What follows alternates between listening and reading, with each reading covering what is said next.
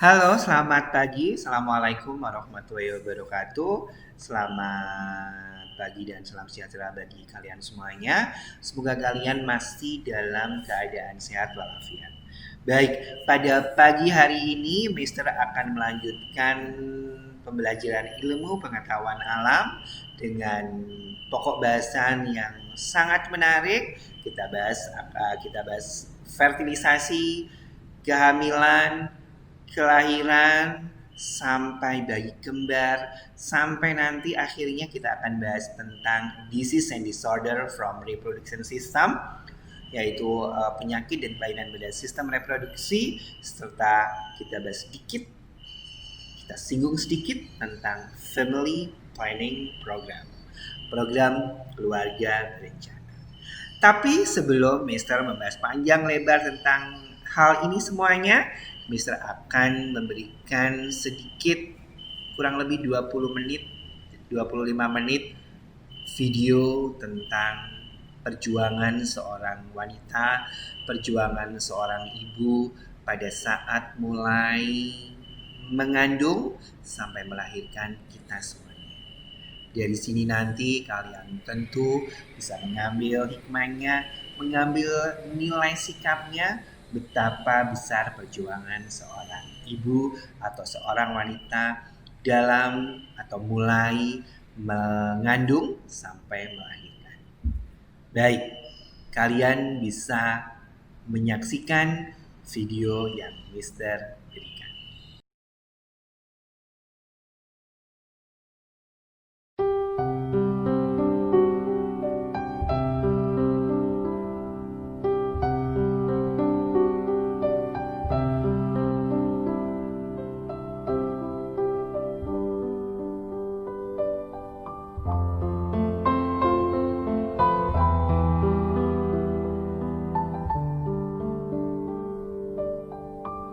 Saat engkau tertidur, ku pandangi wajahmu, masih ingin ku mendekapmu, masih ingin ku menciummu.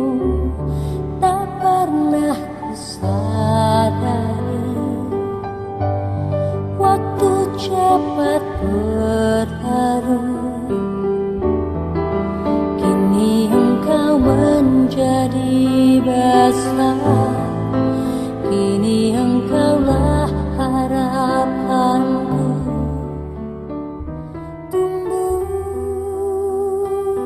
Tumbuhlah anakku.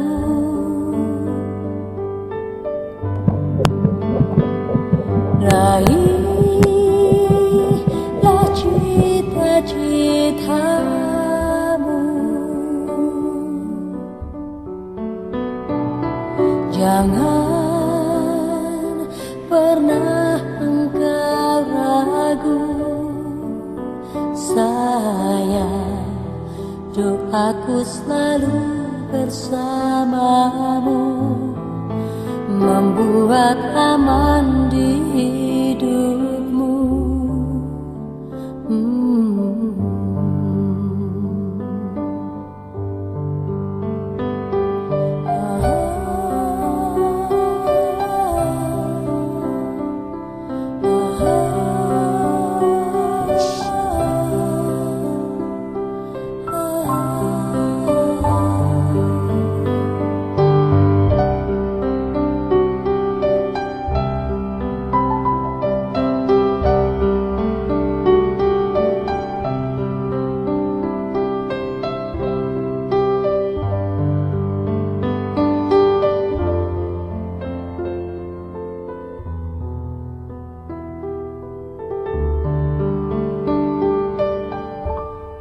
Tak pernah ku sadari waktu cepat berlalu, kini engkau menjadi besar, kini engkaulah harapanku.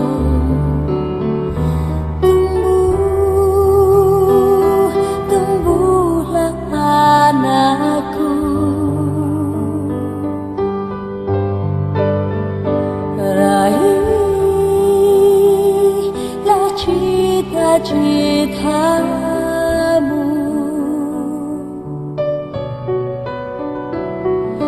Jangan pernah engkau ragu, sayang, doaku selalu bersamamu, membuat aman di hidupmu.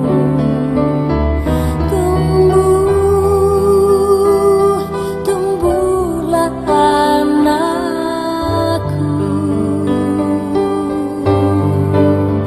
raihlah cita-citamu. Jangan pernah engkau ragu, sayang, doaku selalu bersamamu, membuat aman di hidupmu selamanya.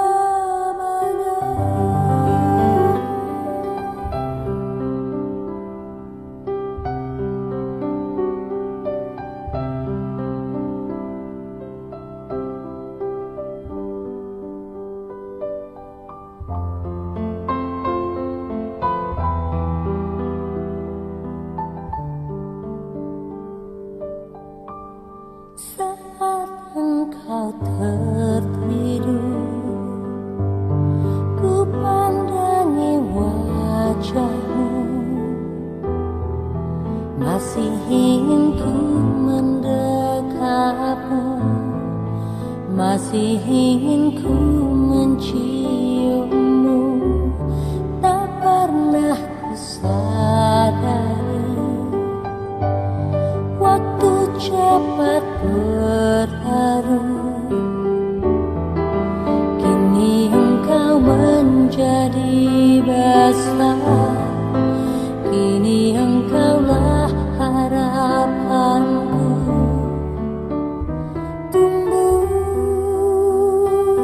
Tumbuhlah anakku,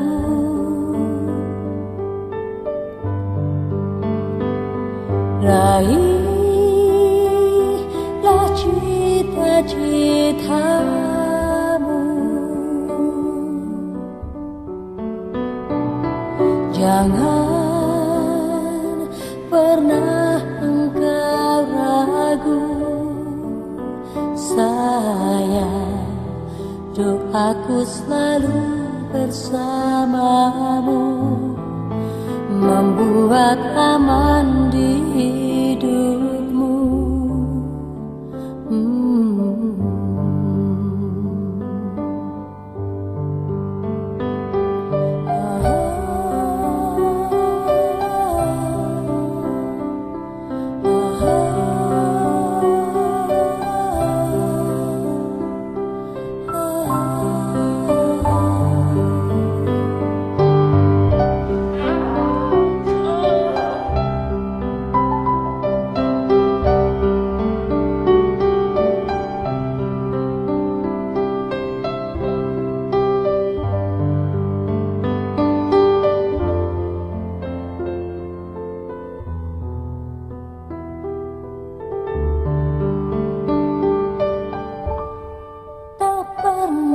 Ku sadari waktu cepat berlalu, kini engkau menjadi besar, kini engkaulah harapanku.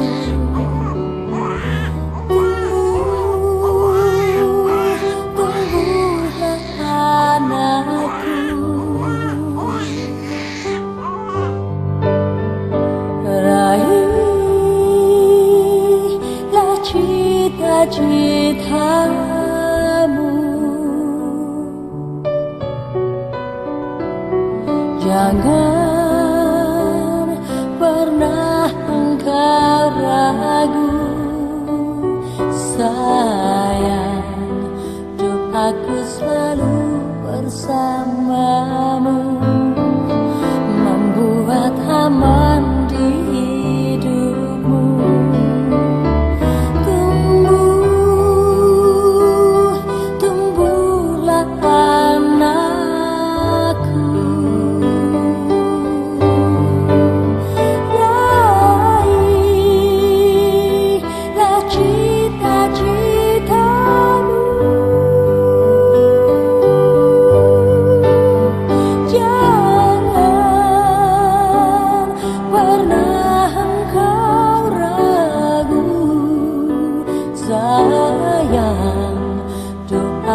selalu bersamamu, membuat aman di hidupmu selamanya.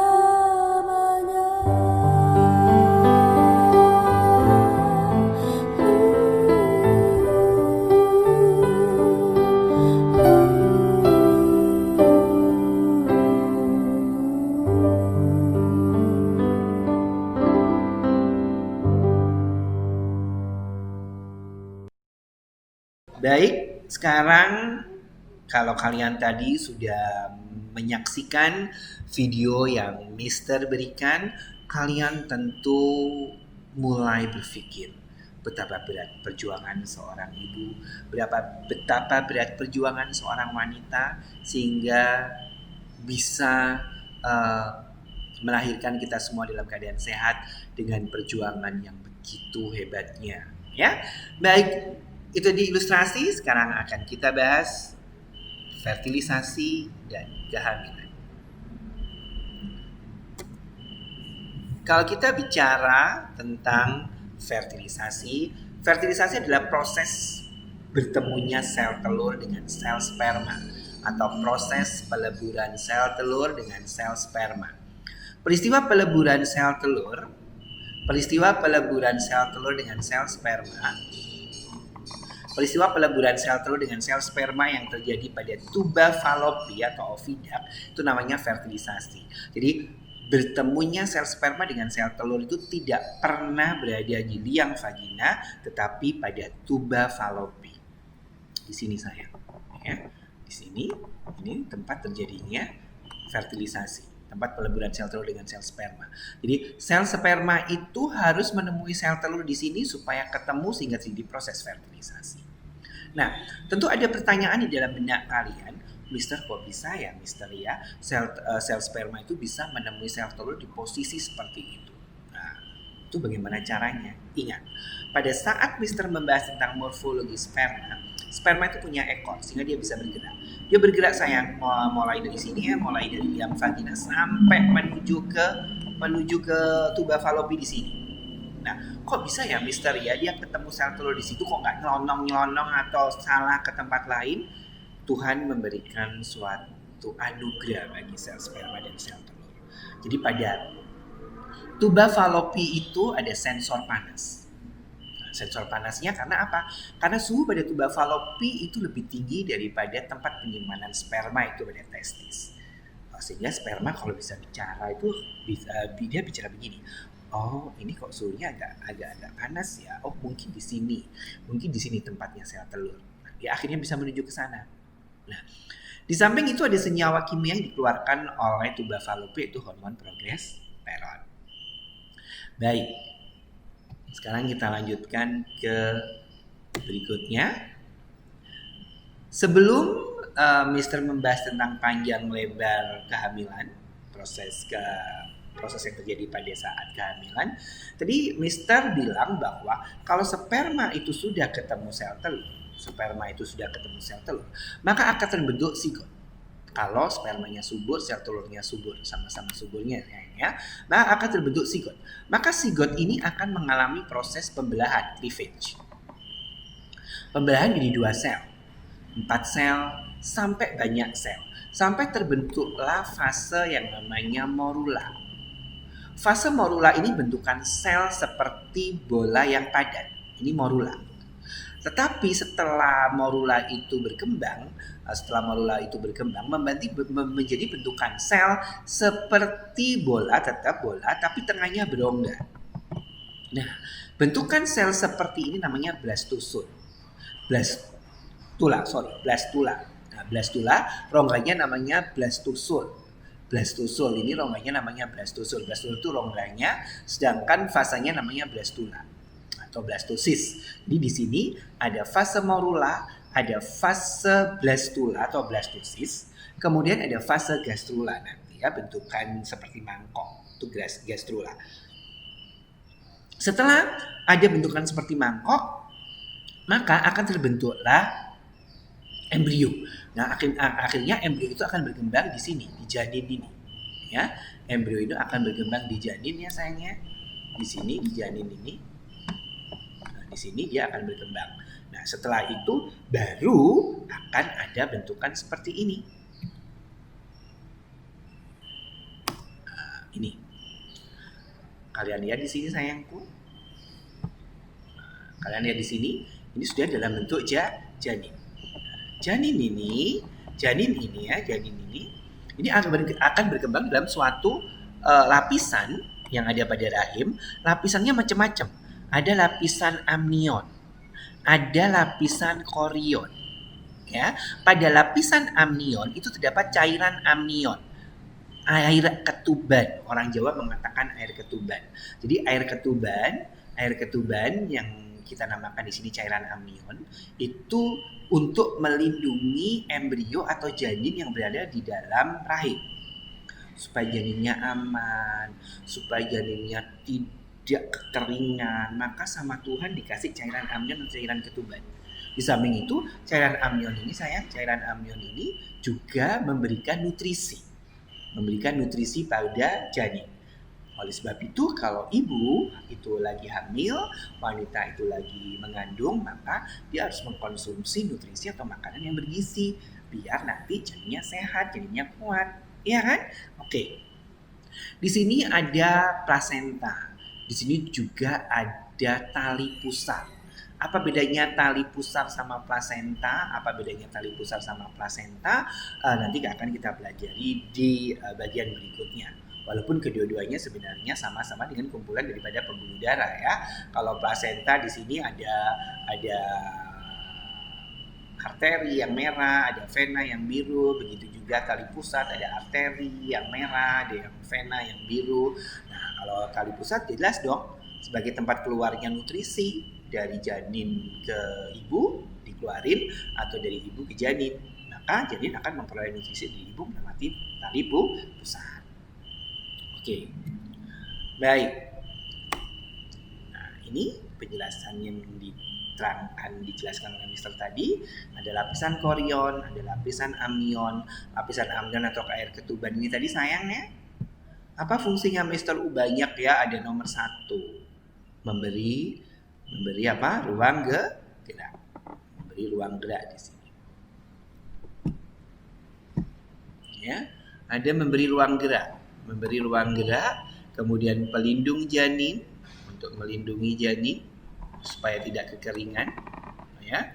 Kemudian cadangan cairan dan nutrisi seperti yang Mister katakan tadi, menjadi inkubator atau pengatur suhu alami. Nah, Mister, emangnya janin itu nggak kedinginan berada di situ? Enggak, justru hangat, enak, makanya jadinya nyaman. Nah, kemudian air ketuban juga membantu proses kelahiran. Pernah dengar kan? Gini ada statement seperti ini.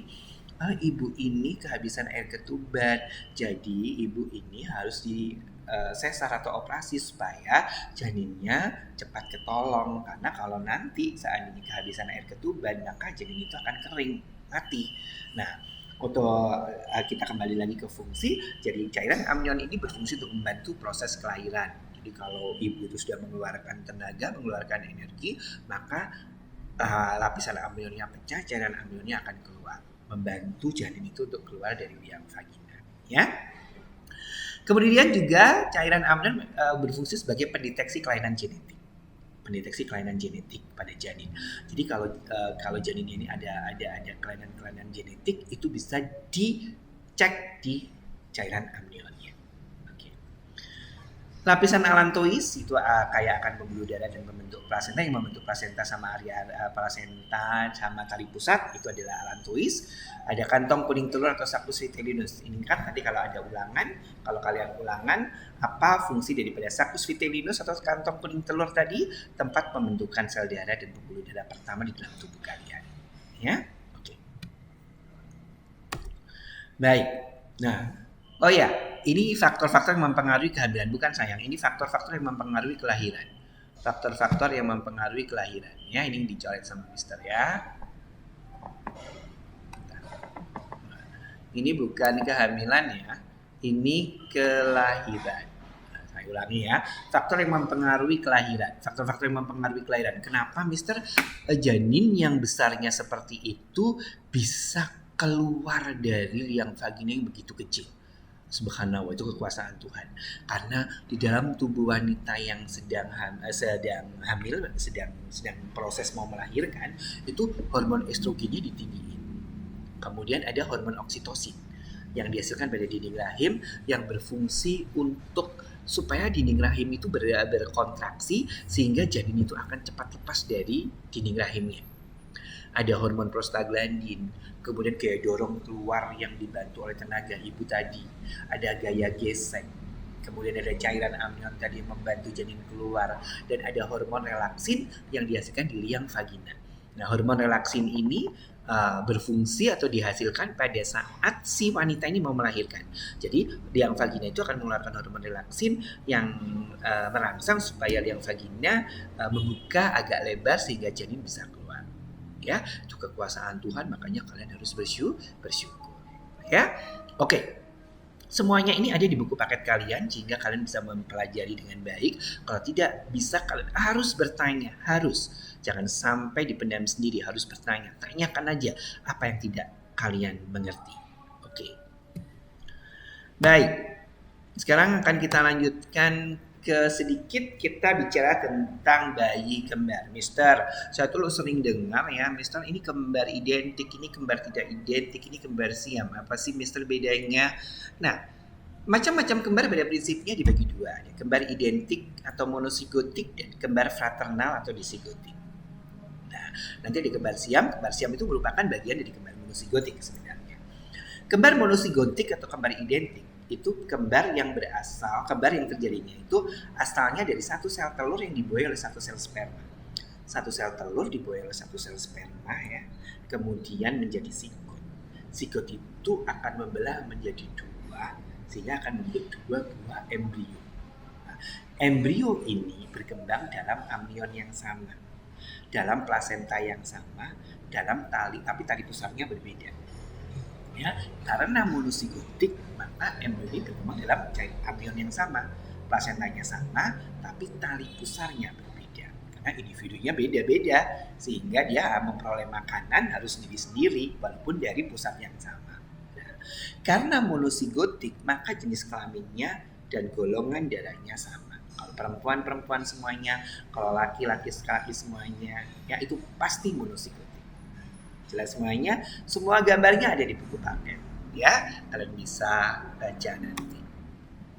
Yang kedua kembar fraternal disigotik, kalau ini berasal dari dua sel telur yang dibuai oleh dua buah sel sperma. Jadi begini sayang, setiap tuba falopi kalian itu setiap bulan sekali kan menghasilkan satu sel telur atau ovum ya, kemudian dari sini satu yang dikeluarin, kemudian kalau dua-duanya ini sama-sama suburnya dibuai oleh dua buah sel sperma yang sama-sama suburnya, kemudian berkembang menjadi zigot, dan zigot akan berkembang menjadi embrio yang sempurna.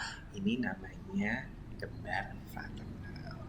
Karena dari dua sel telur yang berbeda, maka plasentanya beda, tali pusarnya beda. Tapi jenis kelaminnya bisa sama, bisa beda. Kalau laki-laki semuanya, perempuan semuanya, atau bisa laki, bisa perempuan. Kenapa bisa seperti ini? Tidak sama dengan monosigotik? Itu nanti tugas kalian. Mister akan memberikan tugas kenapa bisa jenis kelaminnya berbeda. Oke. Sekarang kita lanjutkan ke kembar siam. Kembar siam itu gini sayang. Pernah kan kalian lihat bayi yang kepalanya masih nyatu, dadanya masih nyatu? Ini pasti kembar siam. Kembar siam merupakan bagian dari kembar monosigotik, tetapi bedanya dengan monosigotik, pembelahan tidak sempurna. Jadi setelah dibuai sel sperma membuai sel telur, membentuk zigot, pembelahannya ini tidak sempurna. Karena pembelahan tidak sempurna, ada bagian-bagian tubuh yang masih menyatu. Ya, oke, itu kembar siam. Baik, saya kira untuk kembar, macam-macam kembar kalian sudah mengerti semuanya. Nanti kalau kalian kurang paham bisa tanyakan. Untuk penyakit pada sistem reproduksi, ini ada beberapa macam. Mister akan memberikan tugas pada kalian untuk membuat makalah macam-macam sistem, macam-macam penyakit pada sistem reproduksi. Walaupun di sini sudah Mister berikan sedikit ya, tapi ini kurang lengkap. Nanti kamu buat makalahnya, kamu ketik yang rapi, kamu kumpulkan ya. Kamu kumpulkan dalam bentuk apa? Nanti gampang, nggak usah dikumpulkan dari Google. draft atau apa makalah, berarti kumpulkan ke ketua kelas, ketua kelasnya nanti bikin appointment atau wakil atau terserah lah, pokoknya wakil dari kelas kalian itu akan bikin appointment atau janji dengan mister untuk ketemu di sekolah untuk mengumpulkan tugas-tugas itu. Ya, oke, jelas semuanya? Baik. Nah, baik. Untuk penyakit pada sistem reproduksi ini ada beberapa, ada gonorrhea yang disebabkan oleh bakteri Neisseria gonorrhoeae. Pada cowok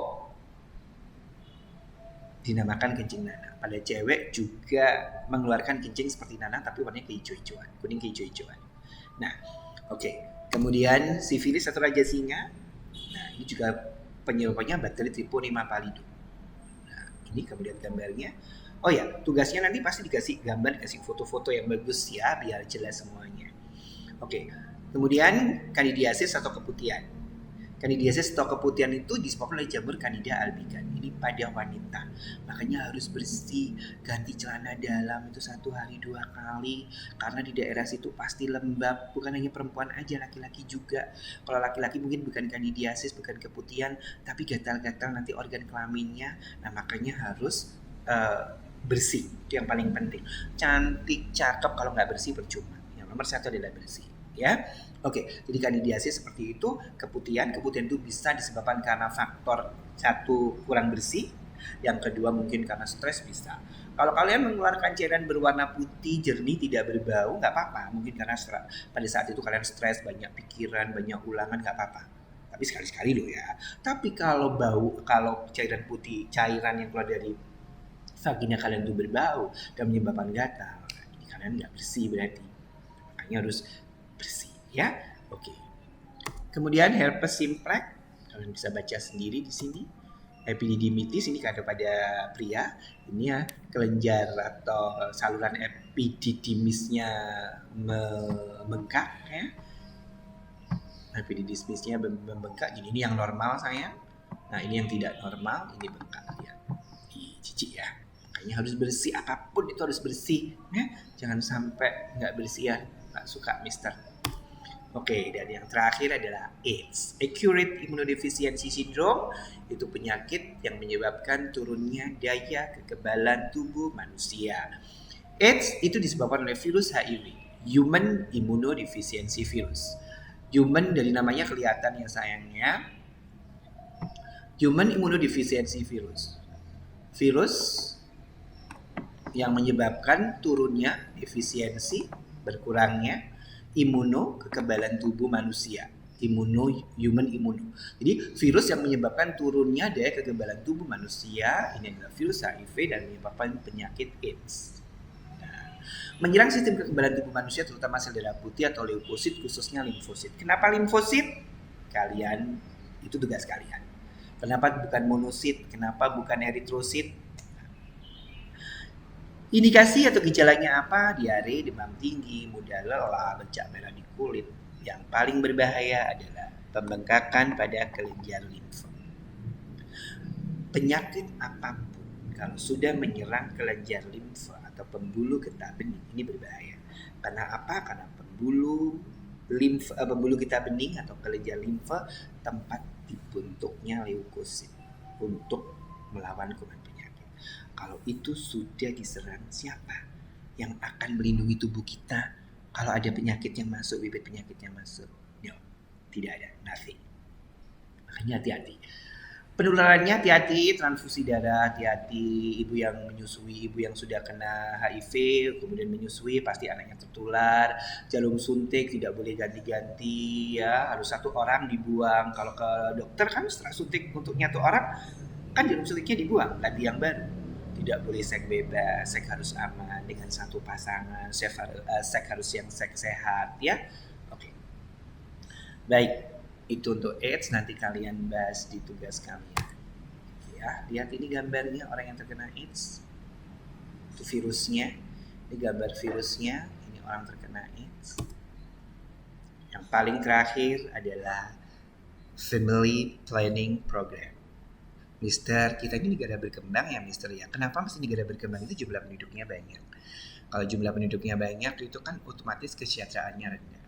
supaya penduduknya kesejahteraannya tinggi, bagaimana Mister untuk negara berkembang? Ikuti program family planning. Salah satunya atau beberapa cara untuk mengikuti family planning, kalau pada wanita ada KB suntik. Pernah dengar kan mamanya ikut KB suntik mungkin, atau KB pil, atau susuk, atau KB spiral, ya. Nah, semuanya ini adalah cara-cara untuk menjalankan kehamilan supaya KB suntik, KB pil, susuk, KB spiral itu merupakan alat yang berfungsi untuk menghambat produksi hormon reproduksi, terutama alat yang berfungsi untuk menghambat proses kehamilan. Ada KB kalender apa? Nanti kamu bisa tanyakan di chat, atau kamu bisa tanyakan di psikologi, atau kamu bisa tanyakan di WA group, atau pada saat kita Zoom. Ya, ada vaginal dodge atau spray dalam bentuk spray, itu adalah cairan dalam bentuk spray yang disemprotkan di liang vagina pada saat hubungan seksual. Tujuannya apa, Mister?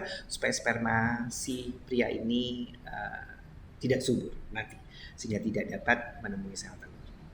Kondom pada laki-laki ya, untuk melindungi penis supaya tidak mengeluarkan sperma pada saat hubungan seksual. Yang terakhir adalah tubektomi dan vasektomi. Saya kira ini yang paling penting sayang. Tubektomi dan vasektomi merupakan salah satu sterilisasi. Kalau tubektomi pada pria, kalau tubektomi pada wanita, kalau vasektomi pada pria. Tubektomi itu peristiwa sterilisasi pada wanita dengan cara memotong atau mengikat tuba falopi. Ngeri Mister. Tubektomi itu tuba falopinya diikat atau dipotong. Tujuannya apa, Mister? Supaya sperma nggak ketemu sel telur. Kan sel telurnya di tuba falopi. Kalau dipotong gimana mau ketemunya? Maka tidak akan pernah mungkin jadi proses kehamilan. Vasektomi, vas deferensnya, saluran spermanya yang diikat atau dipotong supaya pada saat berhubungan seksual spermanya akan keluar, yang keluar cairan yang lain. Otomatis tidak akan terjadi proses kehamilan pada wanita kalau cairan yang dikeluarkan oleh si pria tersebut tidak mengandung sperma. Halo semuanya, jelas semuanya? Baik, kalau sudah jelas semuanya, nanti walaupun ada sedikit-sedikit pasti belum paham dong, nanti bisa ditanyakan melewati psikologi, melewati e-chat, atau melewati WA group. Tugas-tugasnya jelas semuanya, Mister akan kasih tugas dan bagaimana cara mengumpulkannya, kapan, itu akan dijelaskan di WA group. Ya, jangan khawatir. Itu tadi hampir kurang lebih 2 minggu lebih ya, 2 minggu setengah kita membahas tentang sistem reproduksi pada manusia. Akhirnya selesai juga, tinggal mengumpulkan tugas sama ulangan atau daily test untuk sistem reproduksi manusia. Baik anak-anak yang saya sayangi dan saya banggakan, terima kasih atas perhatiannya. Tetap sehat, jaga kesehatan. Sampai jumpa minggu depan. Dan Assalamualaikum warahmatullahi wabarakatuh.